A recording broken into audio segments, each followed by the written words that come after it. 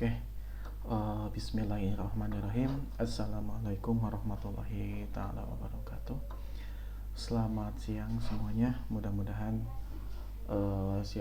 pada hari ini kita akan belajar. Mudah-mudahan Allah senantiasa memberikan kesehatan kepada kita semua.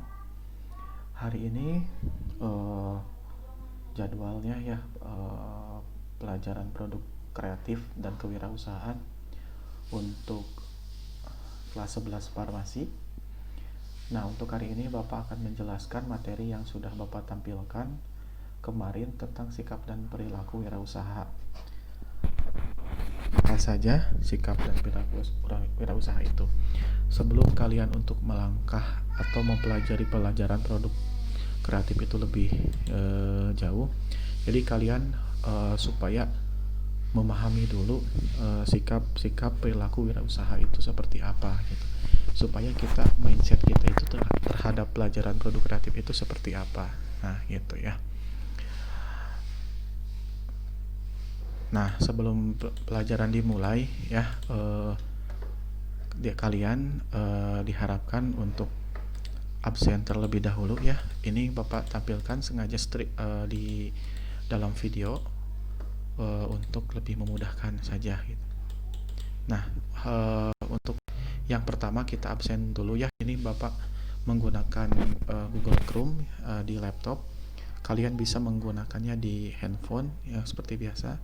Sebelum pembelajaran dimulai, kita melakukan absen terlebih dahulu secara online untuk mengetahui siapa saja yang hadir ya dalam pembelajaran kali ini. Bisa dilihat stepnya, ketik bit.ly atau bit.ly _RIZKY_CLASS atau Rizky Class ya.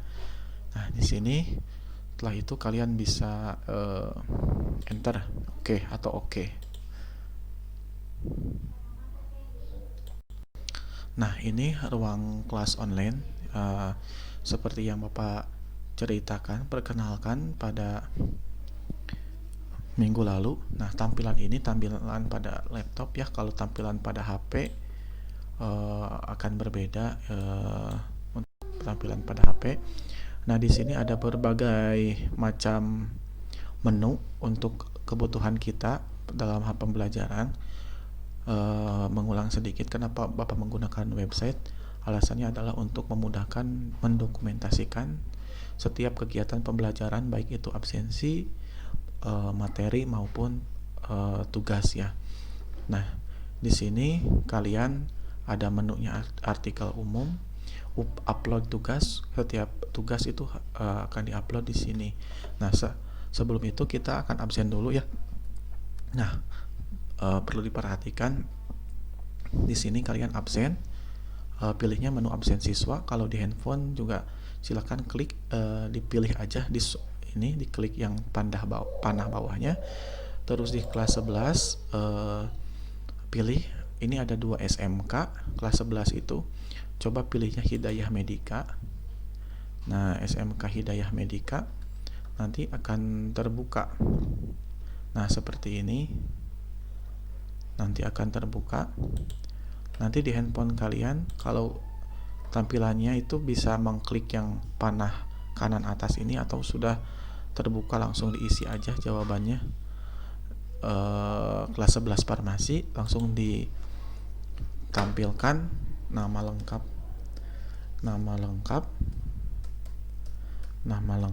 ya, nama lengkap kamu siapa, lalu kirim ya. Nah, nanti setelah berhasil absen, maka tanggapan Anda telah terkirim atau absen kalian sudah terekam di data Bapak ya. Baik itu ya. Mudah-mudahan sudah jelas. Jadi kelas 11 pilihnya SMK Hidayah Medika, jangan pilih SMK yang atas, tapi pilihnya SMK Hidayah Medika. Oke, begitu ya. Nah, untuk pembelajaran yang minggu kemarin kita di kelas 11 itu tentang sikap dan perilaku wirausaha ya. Kalian bisa buka di web materinya ya. Ini klik yang ini, sikap dan perilaku wirausaha nih. Nah, kemarin Bapak sudah menugaskan kalian untuk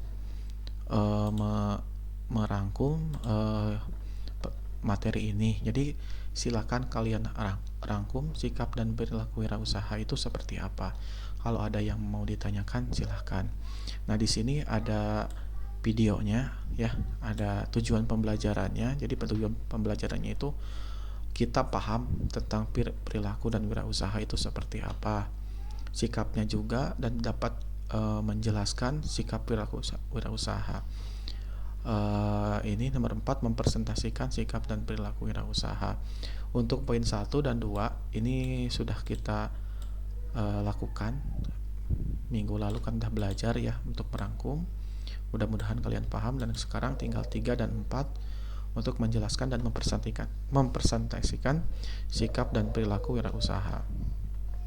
Di sini ada sedikit intermezzo lah tentang inspirasi kewirausahaan SMK.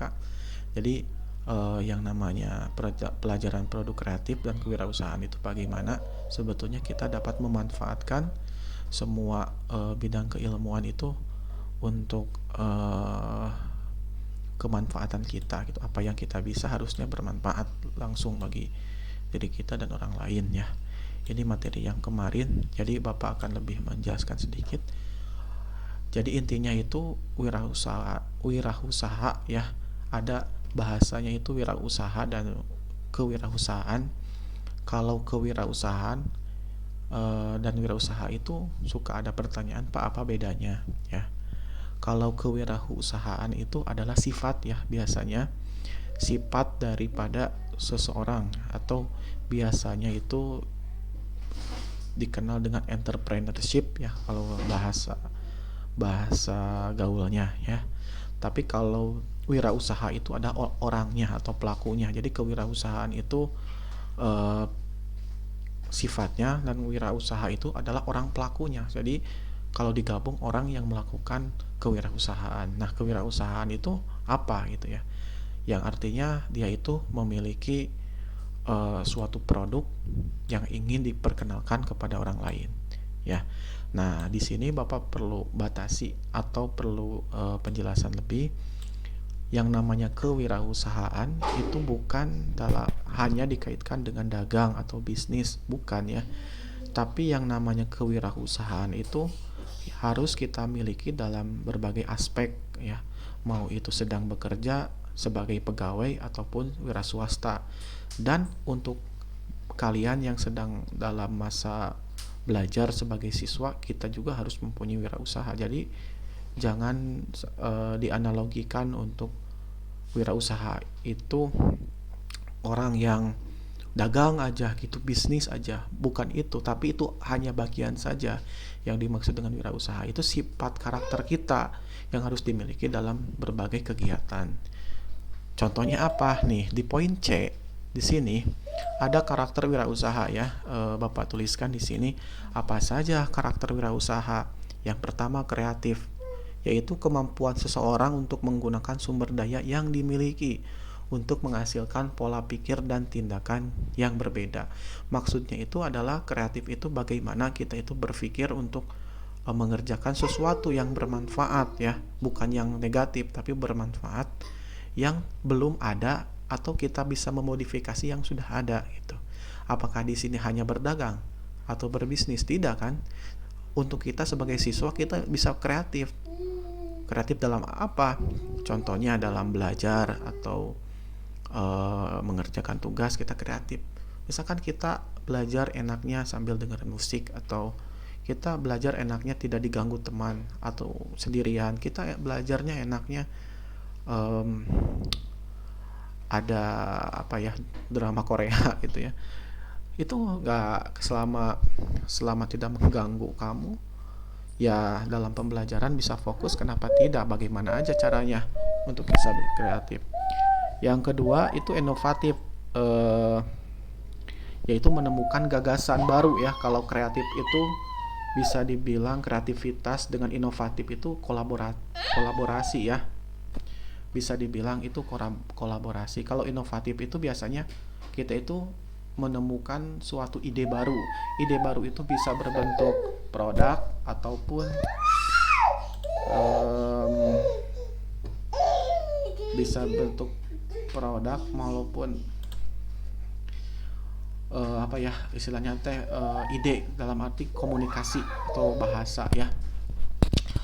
Yang ketiga berani. Nah, berani juga dalam mengambil resiko. Kalau kita berani itu dalam arti gini, biasanya orang dalam melakukan setiap kegiatan berani gagal gitu. Bukannya harus gagal, kita kan secara lahiriah itu harus berhasil gitu. Pengennya berhasil, tapi dalam keberhasilan itu si biasanya tidak sah tanpa kegagalan. Kegagalan itu bukan berarti kita itu tidak bisa lemah, bisa berarti kita itu mungkin ada beberapa faktor dalam kegagalan. Misalkan emang pertama kita kurang ilmunya, yang kedua mungkin kita belum berpengalaman. Nah, berani di sini seorang wirausahaan itu mengambil resiko, saya maju atau saya maju aja dulu, mulai aja dulu dalam setiap kegiatan saya. Contohnya belajar, bisa dan tidak bisanya mungkin itu sebuah pembelajaran. Setelah diterangkan oleh guru, kalian tuh menghadapi ulangan. Nah, ulangan kalian tiba-tiba nilainya jelek. Nah, itu kan resikonya remedial atau nilainya jelek. Tapi di sana kita harus evaluasi. Berani itu belum, jangan diartikan tidak boleh dievaluasi, harus dievaluasi contohnya ya. Nah, untuk nomor 4, kepemimpinan. Nah, kepemimpinan itu berarti tahu kan lah kalian apa sih sifat kepemimpinan yang paling lebih kecil lagi, bagaimana kita itu memimpin diri kita sendiri ya. Jangan sampai kita itu di bawah kaki orang lain gitu. Setidaknya kita lah menjadi pemimpin diri kita sendiri aja dulu. Kalau kita sudah menjadi bisa memimpin diri kita, barulah kita belajar untuk mempunyai karakter kepemimpinan, mengelola urusan orang lain gitu ya. Yang nomor 5, mampu berkomunikasi. Seorang wirausaha harus mampu menyampaikan gagasan dan pesan secara internal kepada karyawan. Nah, kalau di sini contohnya kepada karyawan itu dia itu sebagai pemilik. Nah, kalau kita sebagai siswa, komunikasi di sini kita itu harus baiklah kepada teman. Biasanya ada beberapa siswa yang geng-gengan gitu, atau ieu mah lain balad abdi ieu mah. Ieu mah musuh, jangan gitu ya. Kalau kalau setiap orang pasti ya punya teman dekat gitu ya. Yang paling dekat, nggak semua kan yang dia dekati. Tapi setidaknya kita jangan memilah dan memilih. Kalau memang itu urusannya bersama, jangan sampai ini bukan teman saya, nggak gitu ya. Tapi harus kita itu bisa berkomunikasi. Biasanya ini komunikasi itu faktor yang sangat sensitif ya, atau biasanya itu masalah-masalah yang timbul itu terjadi miskomunikasi itu terjadi ketika apa yang kita maksudkan berbeda pemahamannya dengan orang lain, yaitu biasanya sangat fatal sekali gitu ya. Biasanya itu kita sudah baik kepada orang lain misalkan atau kepada teman kita, akibat miskomunikasi satu kali aja kadang-kadang kita suka dikatain gini ya, atau kita juga suka beranggapan kepada orang lain, geus mah ku urang teh dibageran geuning kitu aslinya. Tak suka berpendapat seperti itu, padahal itu bukan aslinya gitu. Kalau kebaikan orang itu kita suka tidak melihat, tapi kesalahan orang itu kita biasanya itu langsung menjudge bahwa dia itu salah ya. Nah, itu kalau kita menjadi orang yang seperti itu, jangan jadi minder juga, tapi perbaikilah, belajar untuk perbaiki. Yang keenam, mana ini? Yang keenam, kerjasama ya, untuk kemampuan untuk menjalin hubungan baik dengan beberapa pihak atau nah ini kerjasama ini sama istilahnya dengan komunikasi ya. Kerjasama itu dalam arti di sekolah ya, ada tugas dikerjakan di sekolah, tugasnya berkelompok.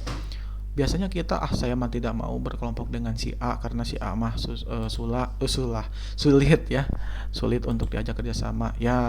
Jangan gitu ya, lebih baik kayak gini aja, kita harus bekerja sama lah dengan orang lain. Kalau yang bisa silakan mengajari, yang tidak bisa meskipun itu bukan teman dekat, tapi yang tidak bisa harus mempunyai kemampuan untuk bisa gitu. Jangan sampai ongkoh alim disalahkan ku batur tapi kamunya cicing wae gitu ya. Biasanya dalam kerjasama itu hal negatifnya suka timbul egois ya, idealis, individualis. Nah, itu. Kita belajar untuk itu. Mandiri ya, yang mandiri itu tidak bergantung kepada orang lain. Artinya nomor 7 itu, poin 7 ini, mandiri itu kita mengerjakan dulu sebisa kita ya.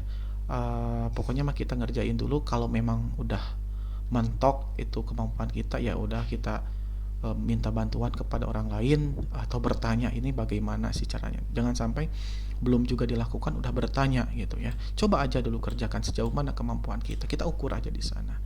8, percaya diri ya. Rasa percaya diri ini menyebabkan mantap dalam mewujudkan impiannya. Jadi setiap kita manusia itu punya cita-cita atau keinginan ya.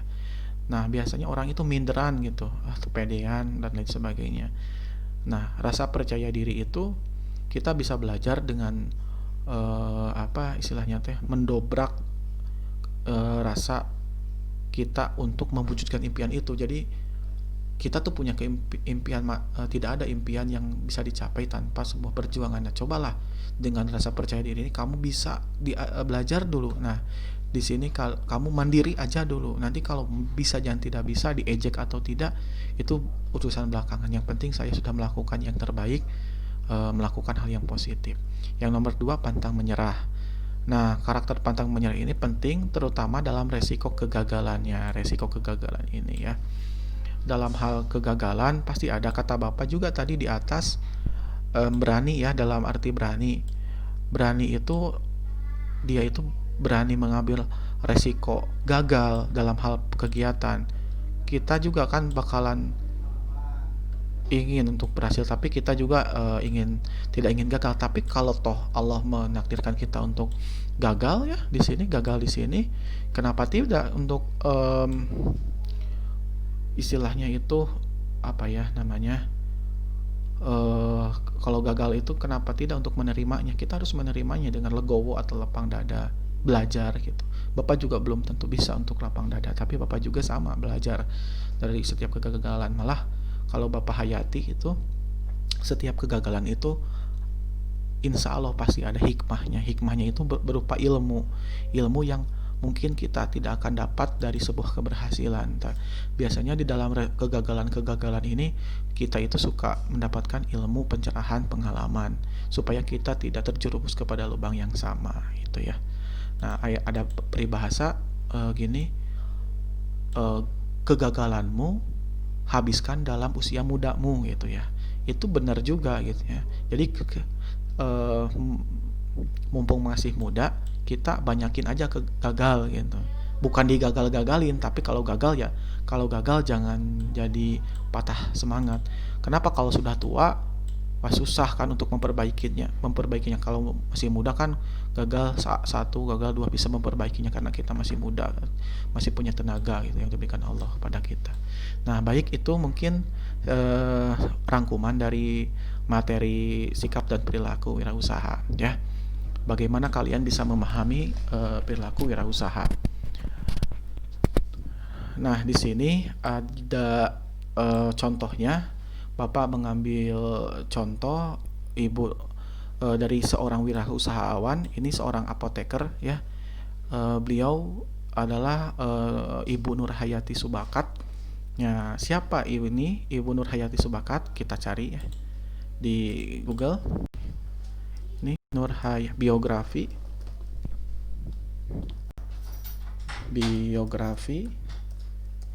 Nurhayati Subakat. Nah, ini ya. Kita cari ini siapa sih, kenapa Bapak tertarik sih kepada ini. Nah, ini Bapak cantumkan seperti ini untuk contoh implementasi dari Ibu Nurhayati Subakat, implementasi dari sikap perilaku wirausahawan. Nah, kita di bidang farmasi harus ya memiliki sikap wirausahawan seperti Ibu Nurhayati Subakat. Nah, di video ini kalian ada di materi ini ada videonya, kalian bisa putar ya di sini. Oke, bisa diputar untuk videonya. Ini adalah jadi sebetulnya nama wadah ini ide dari ada pesantren datang saya. Ini wawancara Ibu kumparan ya, media online, media pemberitaan online kepada Ibu Nurhayati Subakat. Siapa dia? Nah, ini lagi wawancara. Kalau kalian mendengarkan video Bapak ini, nanti kalian tonton juga ini kalau bisa. Sebetulnya videonya banyak, tapi yang Bapak pilih ada satu lah, satu buah untuk mewakili saja. Nah, ini siapa Ibu Nurhayati Subakat ini? Nah, kita ada nih di sini Ibu Nurhayati Subakat. Nah, kita lihat di biografinya.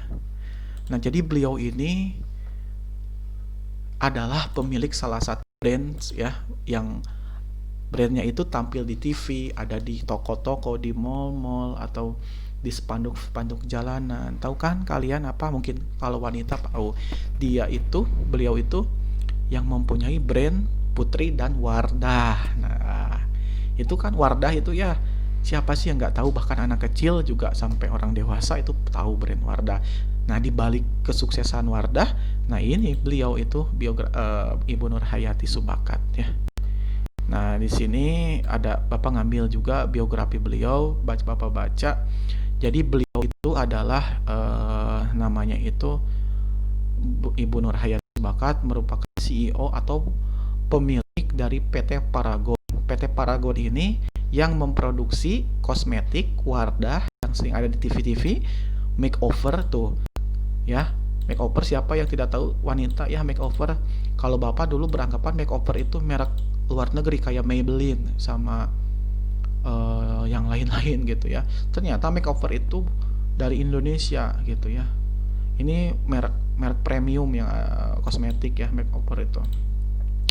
Dan untuk perawatan rambut ada Putri ya, ini Putri merek dulu. Sekarang masih ada atau tidak ini Putri, itu merek remaja ya, kosmetik remaja. Dia itu memproduksi Wardah dan makeover.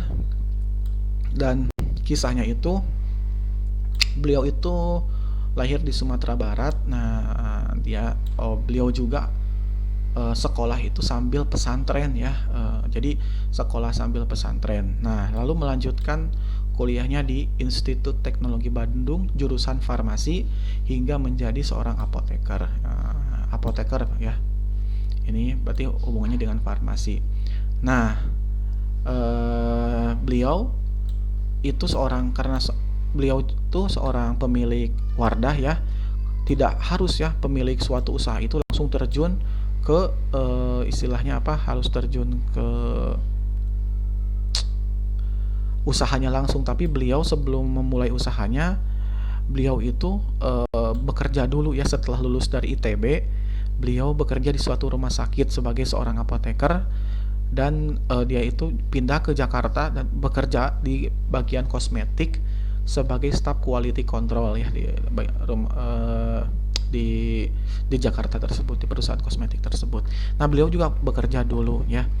Mungkin atas ketertarikannya beliau terhadap kosmetik, bekerja di sana hingga beliau memulai merintis usahanya sendiri gitu, untuk menjadikan seorang Ibu Nurhayati Subakat ini mempunyai jiwa kreatif, inovatif ya, dan mandiri. Beliau memulai usahanya itu. Nah, di sini usahanya berbekal di perusahaan kosmetik, usahanya itu menjual sampo di rumahan, produk rumahan kecil banget ya, dibantu oleh pembantunya dan satu karyawan. Bayangkan karyawannya itu satu dan pembantunya satu, dengan beliau berarti 3 orang memproduksi sampo. Kemudian beliau memperkenalkan produknya itu ke salon-salon yang ada di Jakarta, sampai produknya tersebut diterima oleh masyarakat. Nah, di sini ada jatuh ketika menjalankan usaha beliau berhasil. Nah, beliau tidak berhasil sepenuhnya, tapi ada peribahasa yang beliau sebutkan, semakin tinggi pohon maka angin yang menerpa itu. Mungkin akan banyak angin menerpa, semakin tinggi kita dalam berprestasi, pastilah cobaan akan selalu datang gitu ya. Hingga pada beberapa waktu pabrik milik Ibu Nurhayati Subakat ini dilalap api dan terbakar ya. Ini bisa Bapak Bol. Nah, ini kebakaran pabriknya, udah capek-capek gitu ya, membangun usaha, pabriknya kebakaran gitu. Nah, tapi di sini kejadian tersebut membuat usaha itu kebangkrutan, mungkin mengalami kebangkrutan karena pabrik terbakar dan utang di bank belum lunas, beliau sempat ingin menutup usahanya. Berarti di sini ada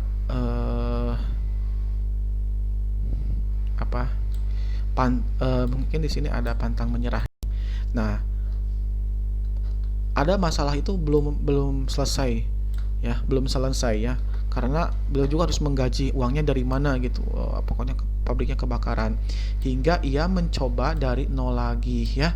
Nah, di sini karena beliau itu menghadapi resiko kegagalan, tapi dia bisa pantang menyerah untuk memperbaiki kegagalan tersebut ya, hingga nol lagi, hingga dia itu berinovasi. Nah, ada inovasi ya, ini inovasi di sini ya, berinovasi untuk membangun dari nol lagi produknya, hingga dia itu memilih konsumennya itu konsumen muslimah ya, karena trennya itu dulu kan orang tuh gak berkerudung ya, banyaknya orang gak berkerudung. Mungkin tahun 2005-an ke atas orang itu pada sudah mau hijrah ya untuk bisa berkerudung. Kalau pengalaman Bapak dulu waktu Bapak masih sekolah SD gitu ya, 2005 ke bawah itu atau 2000 ke bawah itu orang tuh jarang aja yang berkerudung. Sekarang aja banyak alhamdulillah berkerudung.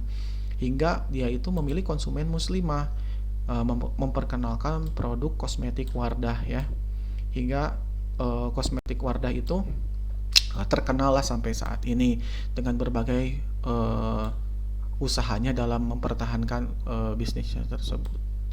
Nah, hal yang paling besar dalam Wardah itu mempunyai banyak sekali produk ya, mulai dari yang untuk remaja nama produknya itu Emina, untuk usia 20-30 ada Wardahnya, dan untuk